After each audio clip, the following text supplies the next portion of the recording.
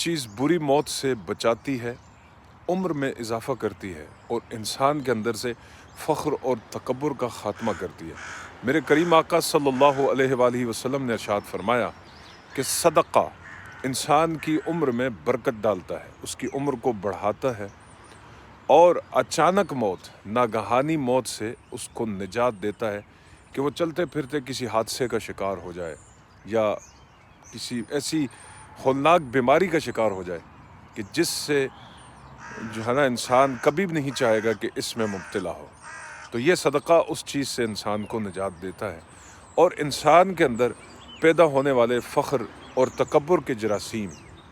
صدقہ انہیں ختم کرتا ہے، انسان کے اندر سے تکبر کا خاتمہ کرتا ہے، اور تکبر انسان کی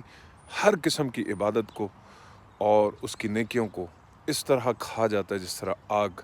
لکڑی کو کھا جاتی ہے۔ اللہ تعالیٰ ہمیں رمضان شریف کے مہینے کے اندر سلامتی کے ساتھ داخل ہونے کی اور اپنی اور دوسروں کی اصلاح کی توفیق عطا فرمائے، آمین۔ جزاکم اللہ خیر۔